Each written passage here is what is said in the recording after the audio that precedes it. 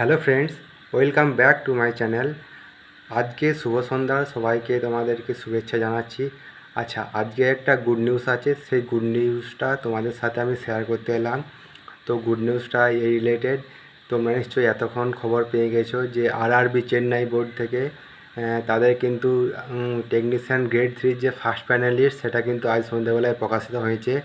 তো আমার নাম কিন্তু সেখানে আছে। আমার কিন্তু ডিবি ছিল প্রথম দিকেই। তো যাদের প্রথম দিকে ডিবি ছিল প্রথম, তো তাদের নাম কিন্তু এই প্রথম ডিবিতে এসছে। মোটামুটি 1300 থেকে বেশি ক্যান্ডিডেটের নাম কিন্তু প্রথম ডিবি, প্রথম যে এই ফার্স্ট প্যানেল লিস্ট সেখানে কিন্তু এসছে।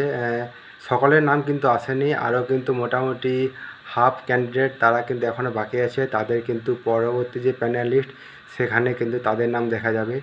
এবং দেখো, এই যে 18, এই যে লাস্ট 18 তারিখে কিন্তু চেন্নাই বোর্ডের ডকুমেন্ট ভেরিফিকেশান কিন্তু শেষ হলো। তো তার মধ্যে আজ 20 তারিখ, তার দুদিনের মধ্যেই কিন্তু এই যে ফার্স্ট প্যানেলিস্ট সেটা তারা প্রকাশ করে দিল।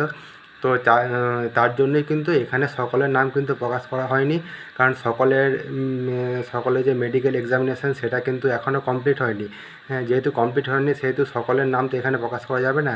তো মোটামুটি তোমরা জানো যে চেন্নাই বোর্ডের ক্ষেত্রে 2 মাসের ওপরে 2 থেকে 3 মাস ধরে ডকুমেন্ট ভেরিফিকেশান এবং মেডিকেল এক্সামিনেশান সেটা কিন্তু চলছিল। তো তার জন্য যাদের ডকুমেন্ট ভেরিফিকেশান এবং মেডিকেল এক্সামিনেশান প্রথম দিকে হয়ে গিয়েছিলো তাদের নাম কিন্তু আজ প্রকাশিত হয়েছে। তো এবং এখানে দেখো কী রিলেটেড কীভাবে তারা নাম প্রকাশ করেছে না, তোমাদের যাদের ফার্স্ট চয়েস যেটা ছিল, যেমন আমার ফার্স্ট চয়েস ছিল ICF category number 30, category number 30 যে আইসিএফ, সেখানে আমার ফার্স্ট চয়েস ছিল। তো সেইখানেই আমার সিলেকশন হয়েছে। তো সেরকমভাবে যাদের তোমরা দেখো যে যারা তোমরা যেটা ফার্স্ট প্রিফারেন্স যেটা দিয়েছিলে যেই ক্যাটাগরিতে, সেই ক্যাটাগরিতেই কিন্তু তোমাদের নাম প্রকাশিত হয়েছে। যদি তোমরা সেই রিলেটেড যে মেডিকেল স্ট্যান্ডার্ড, সেই ক্যাটাগরির যে মেডিকেল স্ট্যান্ডার্ড যদি সেটা তোমরা পাস করে থাকো, তাহলে সেই ক্যাটাগরিতে কিন্তু তোমাদের নাম এসছে। যে সেকেন্ড চয়েস, থার্ড চয়েস যেখানে ছিল সেখানে যে নাম এসছে সেটা কিন্তু নয়, ফার্স্ট চয়েস যেটা ছিল সেখানে তোমাদের নাম এসছে।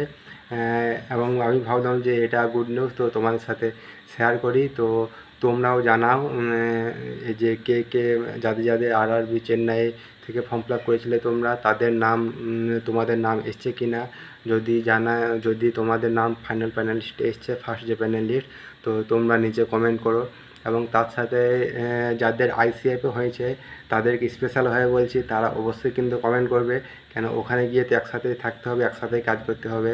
তো তোমরা অবশ্যই কমেন্ট করবে এবং তোমাদের সাথে আমি যোগাযোগ করার চেষ্টা করব। এবং সবাইকে শুভ সন্ধ্যার আরেকবার শুভেচ্ছা জানাচ্ছি সবাইকে।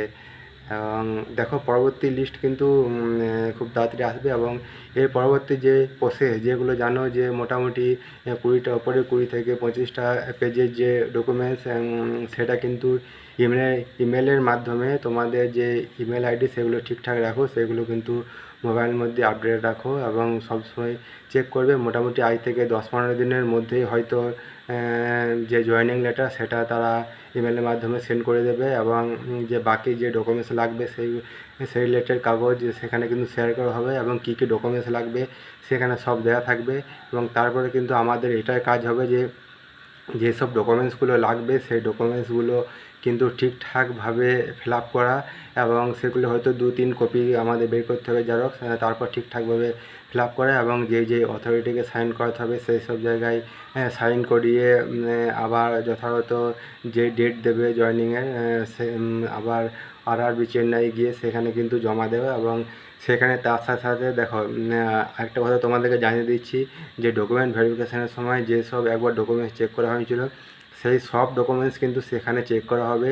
এছাড়া যদি অ্যাডিশনাল কিছু তোমরা দিতে চাও, যেমন অনেকে কিন্তু গ্র্যাজুয়েশন সেই টাইমে দাওনি, আমিও দিইনি, তো গ্র্যাজুয়েশনের যে সার্টিফিকেট সেটা কিন্তু তুমি এখন অ্যাড করতে পারো।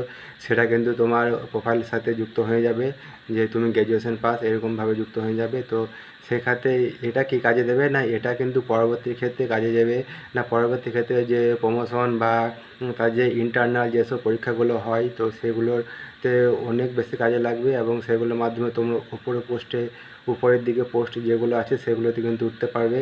তো সেসব কাজগুলো আমাদেরকে কিন্তু করতে হবে এবং ডকুমেন্টস সব কিন্তু সবাই ঠিকঠাক রাখো এবং সবাইকে বেস্ট অফ লাক। সবার নাম খুব তাড়াতাড়ি আসতে চলেছে। সবাইকে আমার তরফ থেকে শুভেচ্ছা রইল।